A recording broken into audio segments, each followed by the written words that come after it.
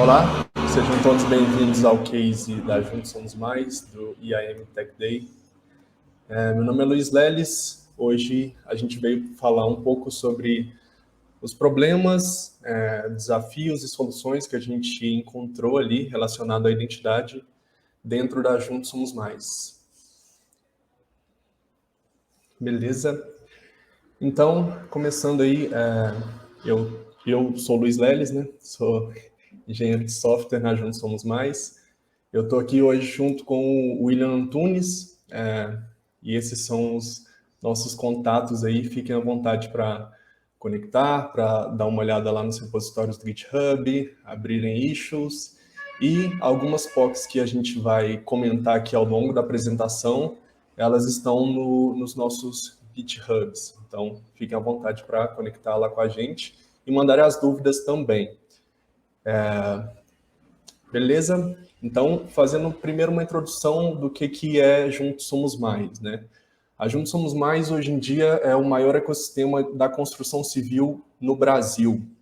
Então, a gente tem diversas soluções em software para ligar todas as pontas que estão relacionadas à construção civil. Então, desde a indústria, passando pelo varejista de material de construção, aquela loja de material de construção que tem perto da sua casa, passando também pelo profissional de obra e o cliente final, que pode ser qualquer um de nós, né? Então, dentro desses produtos que a gente tem dentro do ecossistema Juntos Somos Mais, a gente tem um programa de fidelidade para o varejista, e aí a gente tem diversos perfis dentro da loja dessa pessoa, né, dentro desse varejo, e todos pontuam dentro desse programa de fidelidade.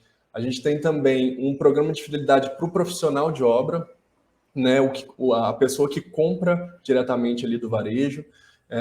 Além disso, tem um outro produto que é a loja virtual, é um marketplace B2B, onde o varejista ele abastece a loja dele com produtos provenientes da indústria. Além disso, a gente tem um marketplace B2C, que é o Pronta Reforma, que é um produto que o objetivo é não passar em cima do varejista, mas sim alavancar o negócio dele. Então, o varejista ele cria a loja dele dentro do Pronta Reforma e anuncia os produtos dele em todos os marketplaces conhecidos no mercado, chegando ali para o cliente final, que, como eu comentei, pode ser qualquer um de nós, né? E outros produtos que a gente tem também, foram aquisições recentes da Juntos, é a Trider e o Habitíssimo, que são marketplaces B2C também, mas são aplicações para contratação de serviço. Então, quando você precisa de fazer alguma reforma na sua casa e tudo mais, você pode abrir o aplicativo ali ou o site da Trider, do Habitíssimo, e contratar esse serviço diretamente por lá. Então, como eu comentei anteriormente, a gente fecha o ciclo todo do ciclo do ecossistema de materiais de construção dentro do Brasil. Então, esse é o nosso principal objetivo. Então, beleza, né? Comentei um pouco sobre a Juntos Somos Mais, mas o que isso tem a ver com identidade, né? A gente está aqui no IAM Tech Day hoje, e quais que são os problemas que a gente enfrenta relacionados à identidade e o que isso tem a ver com o que a gente lida no dia a dia, né? Então, hoje, né, eu comentei ali todos os produtos que a gente tem dentro do ecossistema da Juntos, e imagine que cada um desses produtos tem o seu próprio sistema de autenticação e o seu próprio sistema de autorização, né? E aí, isso é um problema muito grande a nível de experiência de usuário. Então, o usuário ele tem uma experiência de login específica para cada um desses produtos, né? E, além disso, as credenciais que ele utiliza para se autenticar com o produto, ele é diferente entre cada um desses produtos que a gente tem dentro do ecossistema. Então, imagina que por um produto ele loga via CPF, no outro ele loga com e-mail, no outro ele tem login social. Então, assim, cada um tem sua experiência específica e isso acaba impactando, assim, inclusive na conversão do cliente, né? Porque em cada produto ele tem que cadastrar uma informação diferente para efetuar o login, né? E aí, beleza, né? Além disso, qual que é o impacto negativo que a gente tem dentro dos times do ecossistema da Juntos, né? A gente tem diferentes squads dentro da Juntos e cada um desses squads é responsável por evoluir o produto, né? Mas cada squad deve ser responsável por evoluir o produto, mas fazer entrega de valor para o negócio dentro daquele nicho específico da squad, né? E estudar e entender a persona e fazer essas entregas cada vez mais importantes para o negócio, né? Mas acaba que esses squads eles ficam responsáveis por também evoluir o Identity Provider, né? Sem um direcionamento específico, muitas vezes sem ter um know-how de identidade que é bem importante para lidar com provedores de identidade. E além disso, o Squad ele fica muito preocupado em atender aspectos de segurança do login, né? E também manter os fluxos de identidade, como eu comentei bastante de login, mas dentro de identidade a gente tem N fluxos, né? Tipo, reset de senha, esqueci minha senha, cadastro de cliente. Então, isso tudo são preocupações que a gente não quer deixar a cargo dos squads, que devem, na verdade, preocupar com a entrega de valor para o negócio.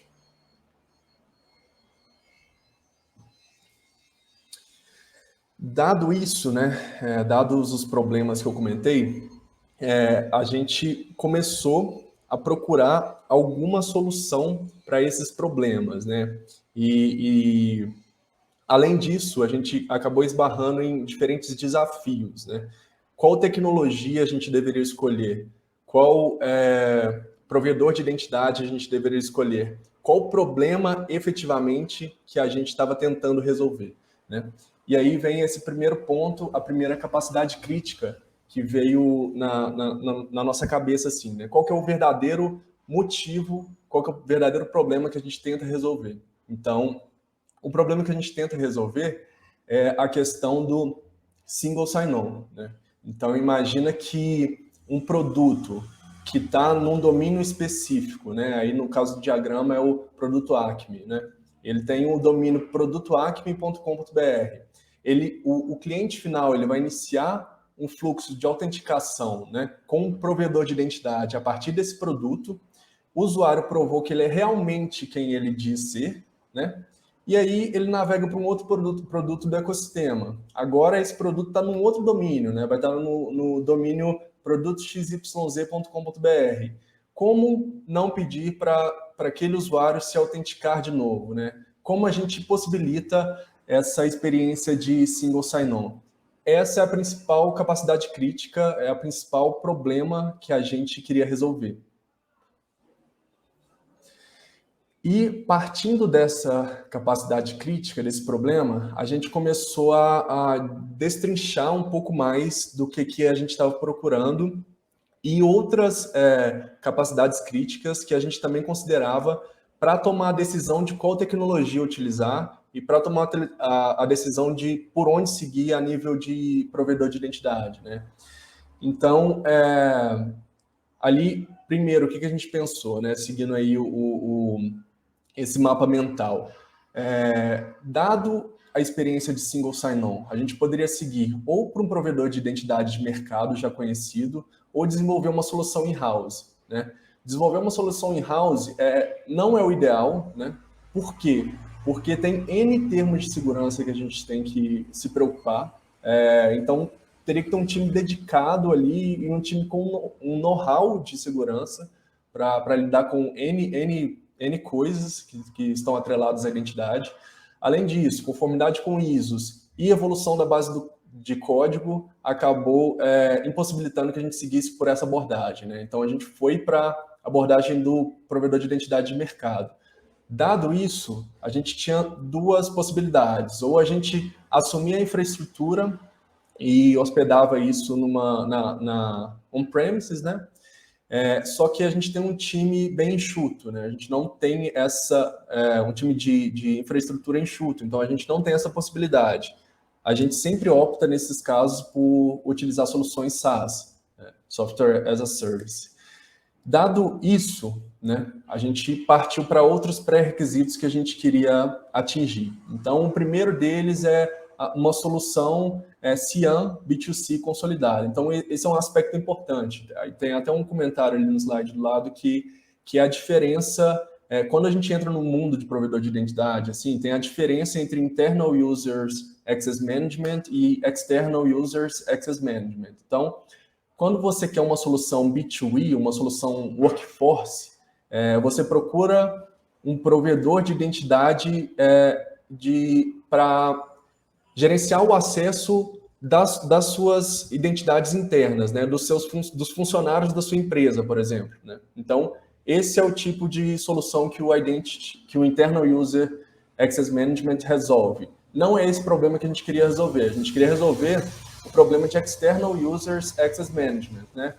Por isso que a gente optou por seguir com uma solução B2C, uma solução do Customer Identity Access Management. Beleza.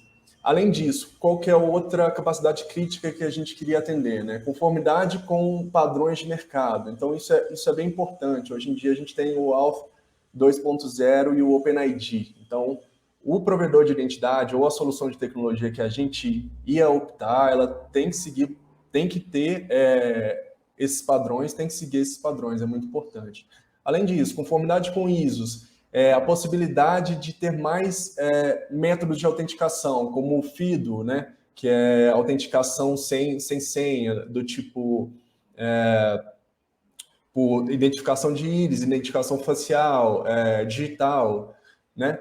Além do passwordless, também é bem importante, da pessoa ter a possibilidade de receber um token por e-mail, ou um link mágico por e-mail, ou pelo telefone, isso é bem importante. Além disso, Progressive Profiling. A gente quer que os produtos eles tenham a autonomia de decidir quando que eles vão progredir o cadastro do cliente. A gente não quer impactar o funil ali, né, do cliente, né, o funil da conversão do cliente. Então, a gente quer dar a possibilidade para o produto progredir o cadastro da forma que ele quiser. Se ele quiser imediatamente pedir todas as informações, beleza. Mas se ele quiser, só depois, quando a pessoa estiver finalizando o pedido, por exemplo, ele pode também. Além disso, um outro aspecto bem importante, customização de UI. A princípio, a gente já pensava em utilizar o Grant Type Authorization Code junto com a camada de criptografia ali do Proof Key Code Exchange. O Will vai até comentar um pouco mais sobre isso daqui a pouco. Mas a gente queria ter a possibilidade de customizar aquela UI, né, da forma que a gente quisesse. Então, isso é bem importante. E, por fim, ali, o out of the box, né? Então, a gente queria uma solução que nos desse as coisas pré-prontas e que tivesse uma curva de aprendizado menor, né? Que a gente conseguisse integrar os produtos de forma mais rápida e de forma mais efetiva para focar no que realmente importa. E aí eu vou passar agora a fala aí para o Will, para ele comentar um pouco mais das outras capacidades críticas que a gente pensou e também para finalizar aí com a solução que a gente chegou. Legal, Lelis. Então, reforçando aqui, o Lelis falou do passwordless, isso também, né, está considerado como uma capacidade crítica aí para usarmos um provedor de identidade. Então, aqui tem um print de um estudo que tem da Auth0, tem um link ali, onde vocês podem ver ali o que, dados os estudos, foi concluído em relação a passwordless. Então, do ponto de vista do consumidor, é muito importante ter esse recurso, pois traz um ar de inovação e isso conecta também com os objetivos da Juntos Somos Mais. E isso é fundamental. Então, tem esse estudo, também tem outros de outros provedores de identidade, mas esse estudo aqui é bem conciso e explica certinho ali, não só passwordless, mas também outros aspectos de identidade, que é o que o Leris comentou. Às vezes a sua empresa tem lá fluxos de autenticação, autorização, mas não é uma empresa focada em identidade. Então, nada mais justo do que pegar estudos e tudo mais de provedores de identidade que estão acostumados com isso e ver qual que é um fator que pode influenciar na conversão daquele usuário. Isso aqui é um aspecto importante para a gente. Outra coisa é em relação à documentação, né? De repente você pega um provedor, você pega outro, e como que é a documentação? É simples ou não é? No sentido de, do que está escrito ali, de fato eu consigo executar. Então, isso é um aspecto importante para a gente também. Outra coisa são linguagens de programação conhecidas, né? A gente colocou ali na parte da esquerda Python, JavaScript e C Sharp. Por quê? Aqui na Juntos Somos Mais, a gente trabalha com essas linguagens e são linguagens que são importantes aquele provedor de identidade eventualmente suportar. Então, por exemplo, se o provedor de identidade internamente ele trabalha com JavaScript, consequentemente a gente vai ter uma capacidade legal de contratar pessoas. Aí, se porventura utilizar alguma outra coisa, vai ficar mais difícil. Outra questão também é a comunidade. De repente você passa por problemas ali, no momento que você quer integrar, você quer colocar aquilo na sua empresa, e você passa por problemas. Como que você resolve esses problemas? Você abre um ticket, de repente você pesquisa no Google e já acha. Tendo uma comunidade forte, eventualmente você vai achar numa issue no GitHub, eventualmente você vai achar no Stack Overflow, ou até num fórum daquele provedor de identidade. Outra questão são bibliotecas. As bibliotecas, dado que elas já fazem a camada mais pesada de abstração, você como desenvolvedor vai de repente pegar só uma API simples para você poder integrar e amarrar com a regra de negócio do seu produto. Isso facilita demais, porque você de repente não vai ter que codar e criar coisas do zero. Você vai focar simplesmente na camada onde você implementa a regra de negócio. E isso é muito importante para focar naquilo que, enfim, traz valor para a sua empresa. Outra questão é, enquanto você está averiguando, estudando e realizando as POCs, pegar as soluções prontas e que já estão ali disponíveis para consulta. De repente você pega um provedor de identidade e vai ter lá, isso aqui é um exemplo para você fazer tal. Isso aqui é um outro exemplo para você fazer outra situação. Esses exemplos propiciam que você entenda mais facilmente ali o provedor de identidade, quais são suas capacidades, e isso é importante para, talvez, até você usar esses exemplos para implementar ali no seu produto. E outra questão muito importante é a parte de DevOps. Você precisa, além de, ao trabalhar com o provedor de identidade, ter coisas que propiciem a operação daquilo, coisas que propiciem a implantação de toda a infra que você está fazendo para se integrar com aquele provedor de identidade, não só o seu produto para o provedor, mas de repente a configuração do provedor em si. Se existem ferramentas nesse sentido, tudo fica mais fácil. E aí, como a gente já enfatizou bastante aí, o foco na regra de negócio. Então, o que acontece? A gente não queria um provedor que basicamente oferece um SDK, onde você tem que implementar muita coisa do zero, né? Então, por exemplo, você quer fazer um fluxo customizado, você tem que fazer praticamente tudo do zero. Isso é ruim, por quê? Você vai pegar um provedor para focar em coisas que ele deveria resolver. E você está resolvendo por ele. Então, é legal ver provedores de identidade nesse sentido. Então, você acaba ali não fazendo do zero, você acaba focando na regra de negócio. Outra coisa é customização. O Leris comentou na customização de UI. Então, por exemplo, eu quero customizar. Isso é difícil, não é? Tem algo pronto, onde eu só tenho que mexer em cor primária, secundária, logotipo? Isso é possível? Isso também é legal para a gente. Muito pensando, eventualmente, em abrir, sei lá, um produto ali que vai ser apartado e a gente quer testar alguma coisa. Talvez seja possível. E o quanto, seguindo essa ideia, mais próximo do zero a configuração ser, melhor, porque o foco continua sendo na regra de negócio. E isso é menos erro prone, vamos dizer assim, porque quanto mais configuração você fizer, eventualmente vai acontecer algum problema, e isso é ruim, obviamente. E aí, qual que foi a nossa solução, dado essas capacidades críticas que elencamos aí para a escolha do nosso provedor de identidade, né? Então, qual que foi a solução? A gente criou diversas POCs, usando diversos provedores de identidade. Então, aqui na direita, a gente consegue ver aqui qual que foi a ideia nossa. Então, a gente pegou dois produtos ali, é como se a gente tivesse criado ali, uma aplicação SPA, Você pode pegar, por exemplo, o Vue ou o próprio Next.js, utilizando Authorization Code com Proof Key Code Exchange, e um outro Server-Side Rendering, que poderia também ser Next, ou, por exemplo, o Django usando o template engine dele, ou o Razor ali do ASP.NET Core, e até mesmo o Spring Framework ali, utilizando o ThymeLeaf, que também é um outro server-side rendering, enfim. Então a ideia nossa foi utilizar esses dois produtos e verificar qual que é a dificuldade de se fazer o básico. Por exemplo, eu tenho um usuário na minha aplicação, eu quero que ele vá para o provedor, se autentique e volta. Isso é difícil de fazer? Aí a customização do Authorization Server. O usuário vai lá para o meu provedor. Ele foi do meu produto e está ali no provedor de identidade. Qual que é a dificuldade de customizar aquilo? Eu quero colocar login social, não quero. Eu quero permitir que ele faça passwordless.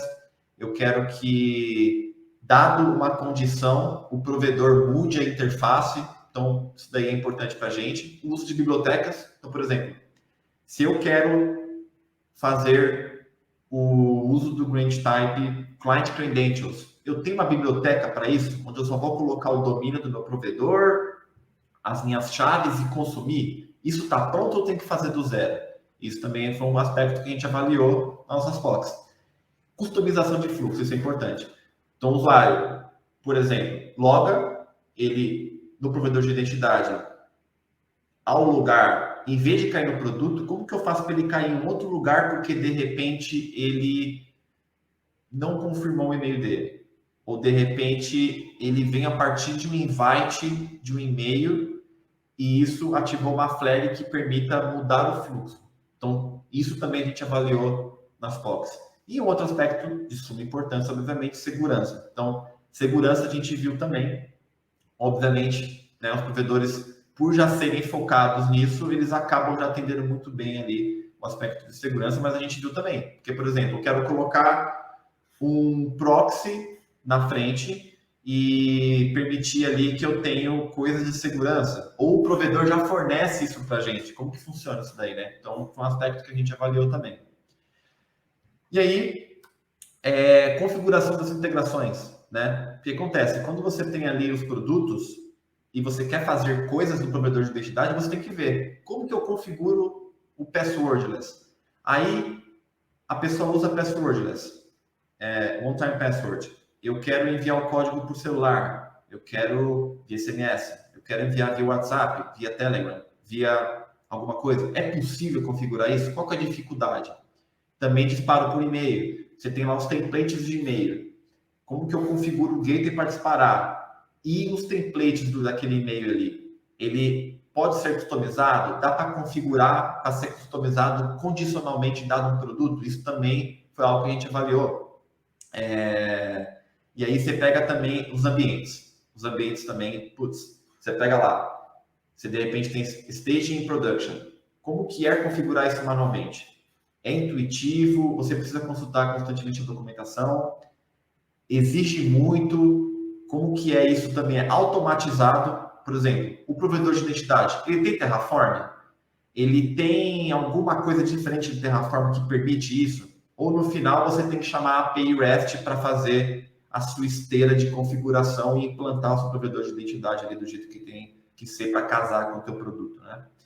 E também outras operações, do tipo, você tem lá, quando você se autentica, por exemplo, usando Authorization Code, ou Resource Owner, Password Credentials, que nem é mais recomendado hoje em dia, você recebe lá os JWTs, você recebe Access Token, você recebe o ID Token. Como que você rotaciona as chaves que assinam esses tokens? Isso é importante ver também, faz parte do processo. E também, não só isso, também as chaves das aplicações, porque você tem ali as aplicações, quando você permite que uma aplicação faça Client Credentials, o famoso machine to machine, você vai ter que rotacionar eventualmente a chave daquela aplicação. Você não pode deixar para sempre aquilo ali. Então, como que funciona isso? E outro aspecto de suma importância também é monitoramento. O que acontece? Você pega o provedor de identidade, normalmente os provedores têm um lugarzinho para você olhar os logs, ver como estão as coisas, mas como que você dispara para ter num lugar onde você já trabalha na sua empresa. De repente, você já tem um lugar onde você consulta os logs das suas aplicações. E você quer ter lá também o seu provedor. Como que faz isso? É fácil ou não é? Enfim. E aí, no final das contas, depois de avaliarmos diversos provedores de identidade, a gente vê que, enfim, uns são mais fáceis que os outros, uns são mais difíceis, uns trabalham só com XML para customizar fluxo, outros não. A Auth0, por outro lado, ela casou com todas as nossas expectativas. Você, de fato, ali consegue trabalhar com single sign-on, né? Você consegue ali customizar a UI dele do jeito que você quiser, usando o JavaScript. E isso é muito importante, como eu falei, no aspecto de contratar pessoas. O lance também de você ter ali a capacidade de você estar numa nuvem que é pública, né? E por questões legais ou qualquer outra coisa do tipo, você quiser passar isso para uma nuvem privada sua, para você ter o controle. Especialmente isso é muito importante para bancos. Então, essas coisas e mais o que a gente colocou ali, por exemplo, vai querer customizar o provedor de identidade, que é onde o usuário se autentica. Na Auth0 eles chamam de Universal Login. Você tem o Auth0.js.